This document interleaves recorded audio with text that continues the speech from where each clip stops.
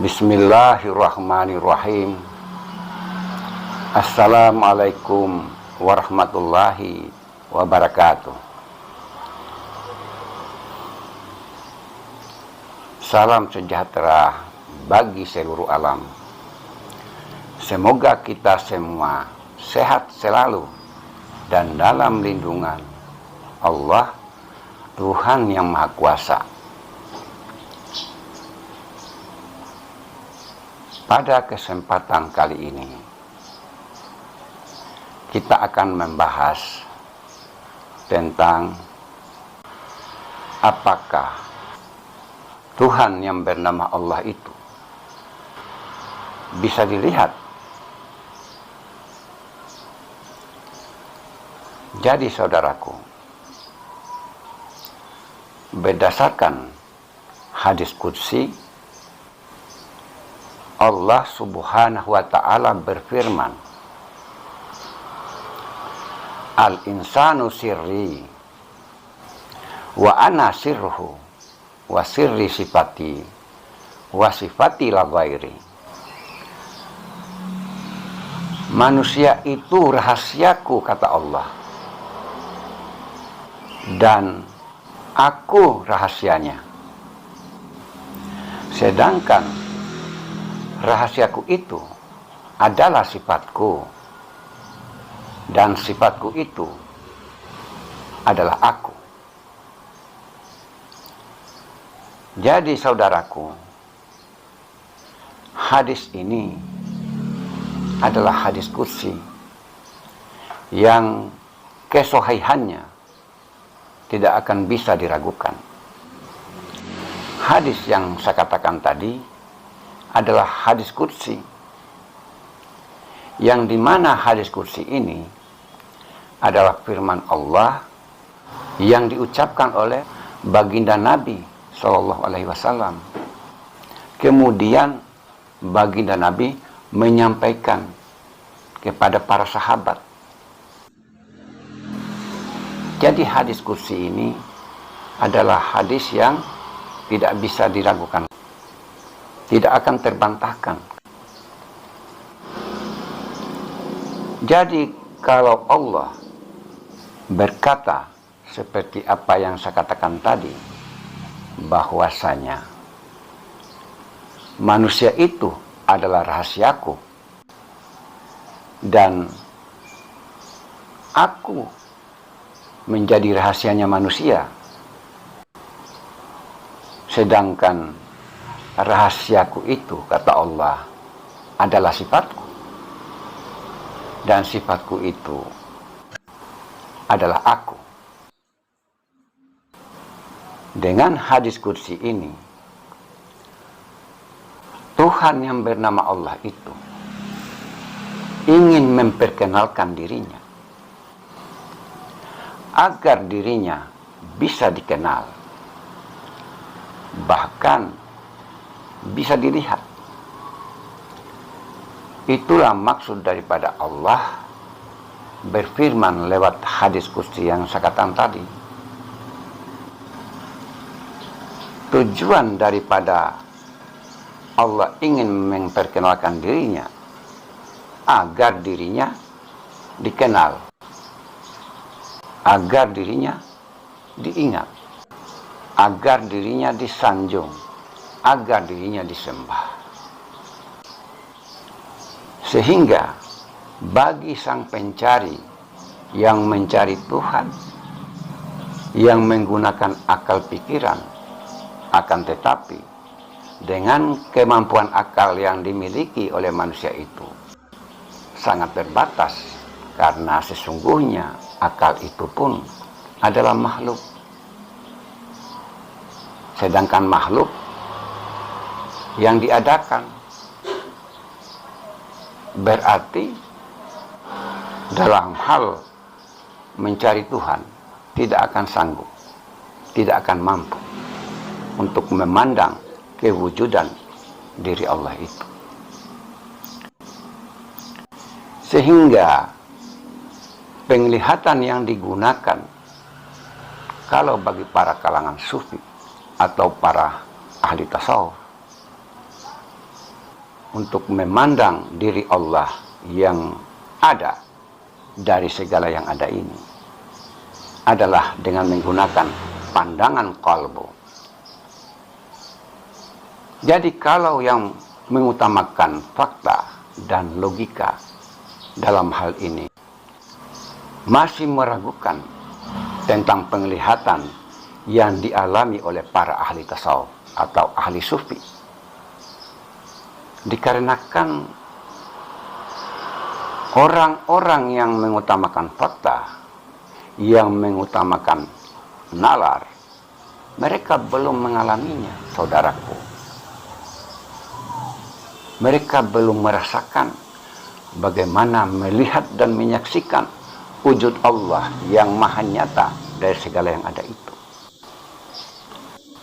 Dikarenakan berbagai hal yang mendindingi, yang membatasi, yang menjadi hijab, sehingga mereka tidak bisa masuk untuk memandang diri Allah yang maha ada tadi. Dikarenakan untuk memandang diri Allah itu melalui berbagai syarat, antara lain adalah membersihkan hati, membersihkan kalbu. Hati dan kalbu ini harus dijaga. Tujuannya apa? Agar penglihatan kalbu bisa berfungsi sebagaimana awalnya ia diciptakan. Karena yang menghalangi penglihatan kalbu itu adalah unsur-unsur duniawi.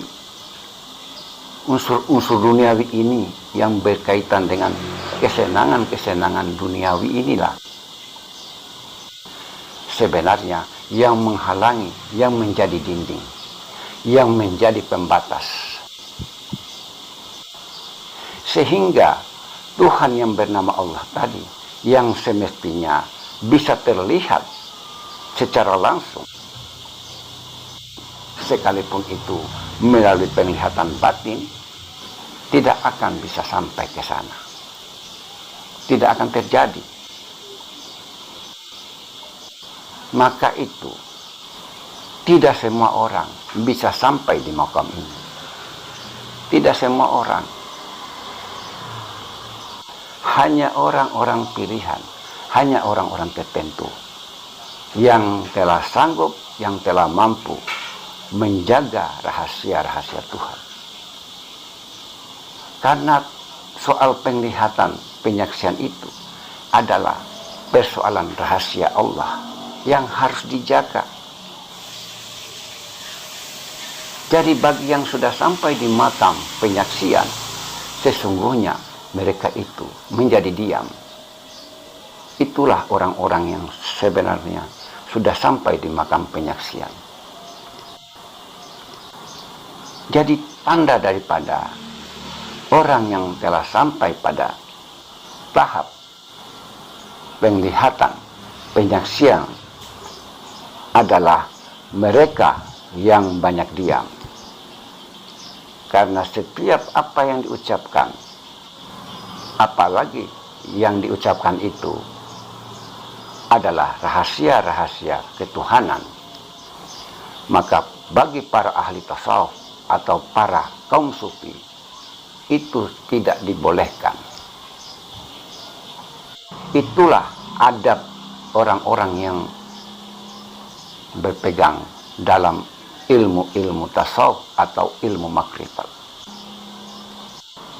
Karena persoalan ketuhanan ini, kalau tidak bisa dijaga, tidak bisa diamalkan dengan benar, maka orangnya pun bisa menjadi stres atau menjadi gila. Orang yang berhakikat atau yang bertasawuf itu sangat berhati-hati dalam pencarian untuk bisa sampai pada makam penglihatan dan penyaksian ini. Jadi penglihatan dan penyaksian di tahap ini, panca indera mata yang menjadi penglihatan jasmani dipengaruhi oleh penglihatan kalbu. Jadi seakan-akan bukan hayalan. Yang tadinya kalau belum sampai kepada makam penyaksian masih berbentuk hayalan atau imajinasi soal penglihatan itu.